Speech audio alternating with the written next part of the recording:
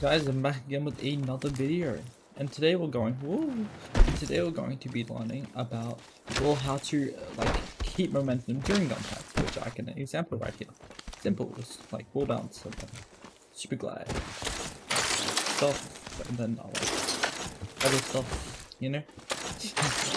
Alright, so let's actually get into the video on how to complete. Wait, no, not complete. What am I thinking about? On how to do momentum in gunfights. Alright, let's get into it. Okay, so what I'm going to show you guys today in this video is, well, movement hacks, just simple ones that you can learn to better your gameplay. How to do the movement player mindset to actually get good at movement. It's just some settings, just brief settings, and just tips with your settings to get the most out of the settings tab. And also just a quick thing on VOD reviews, which are very helpful, to say the least, to actually get good. Anyway, let's get into the first part, settings.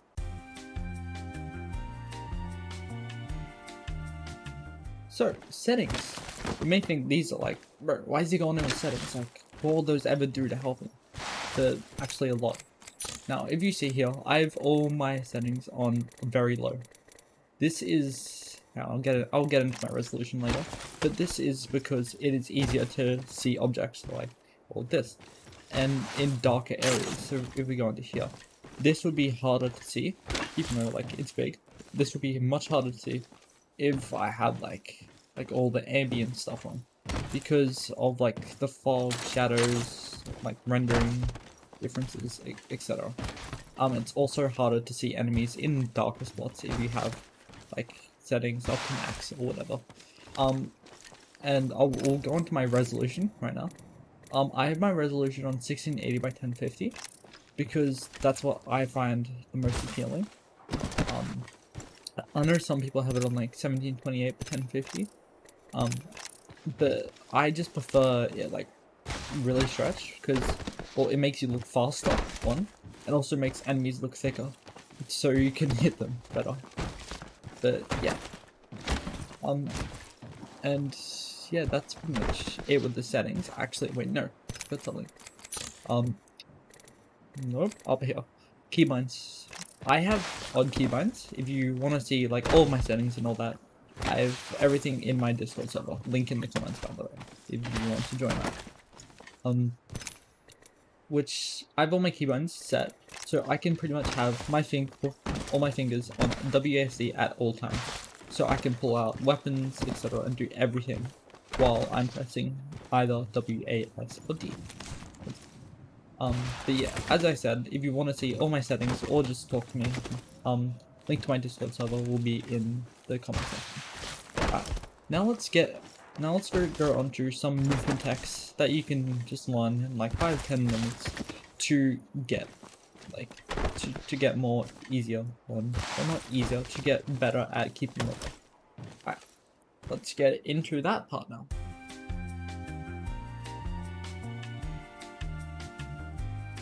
Okay, so simple movement hacks. We're going to be going through the fade slide, wall bounces, captures, and super glides. These are just fundamentals, I guess. Now we'll go through the fade slide first. Alright, so the first movement tech that I will show you is the fade slide. Just pretty much just this, like that. Just without tap strafe, like this. And what this is, well, from a standstill crouch, you go straight into a slide jump. And how to do this, it's really easy. So you just have your what's the word? Your weapons holstered, so, holding crouch and see on my keyboard overlay. Then V is my strength sprint, by the way. So you just release crouch, tap your sprint, and then hold crouch again, then jump like that. Easy enough. Then you can add tap strafe or whatever. Now this is really easy, simple, and really effective.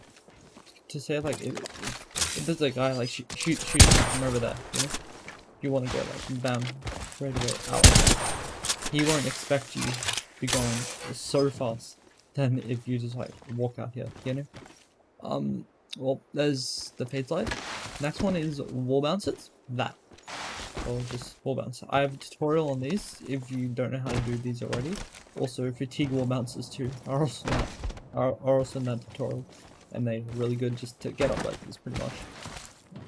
Just general wall bounces are good to keep the the speed going, going up vertically, going up these walls or whatever.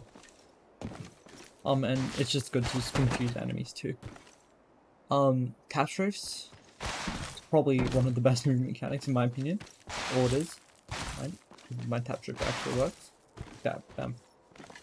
So, like, you can probably find a tutorial out there on YouTube, TikTok, whatever, on how to do it. It's really simple.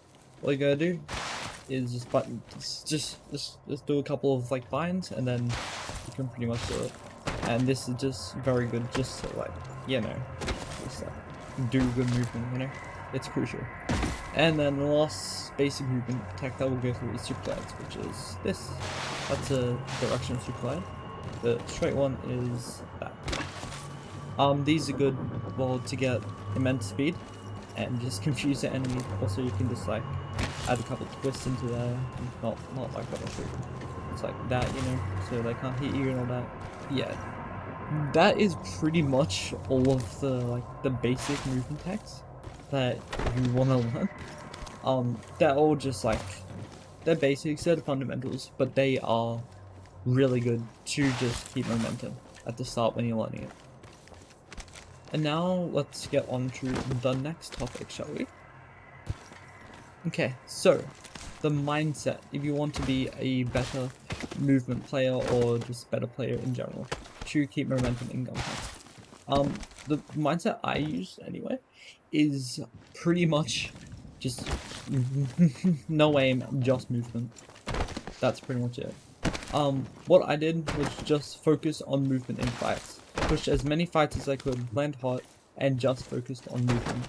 Not winning the game or anything. Just focused on movement, so that just trains your brain when to do what in a situation. It's pretty much just getting better game sense. That. And like you will probably see most, well, I don't know most, but a lot of people would have done something similar, like good movement plays and all that, when they first started to learn movement. Because this is just really good to like get better and all that. And like, yes, you will get frustrated because you'll be losing a lot more fights, but just think of it as you'll be losing a lot less fights and being able to drop like 21 4k or that. If like you actually pull through and do this, and over time you'll just see yourself actually getting better movement in general and being more consistent and everything. Now one last thing now I want to cover before the video ends, which is VOD reviews. Yes, the thing that literally everyone tells you to. Alright, let's get into that.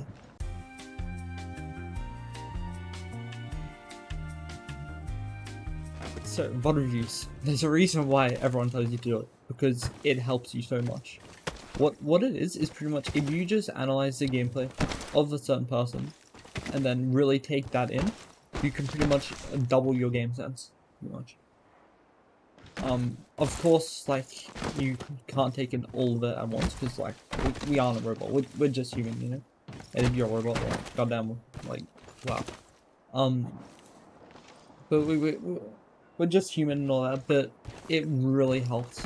And I would advise, if you main, for instance, character Wraith, I'll watch a movement Wraith main, for instance. If you, like, main Watson, for instance, I would watch a movement Watson main. And to see like how they get out of the situations, because you don't want to be watching like a Bangalore player when you're like, I don't know, when you're like playing like mainly Rampart, for instance, because Rampart doesn't have the movement there, Bangalore does, so it'll just be a bit more efficient for your time if you just like analyze gameplay of the like people that main the same character as you. And I'm pretty sure there's at least one person out there that's good at movement or just good in general, that for every character. But yeah, that's pretty much it that I wanted to cover. Yeah. Well, I hope that this really helped you, and well, yeah. But please leave a comment if you feel like I missed something, and I'll try and cover it in another video or explain it. Anyway, well, like, don't forget to like, subscribe, and yeah, have a nice day. Alright, see ya.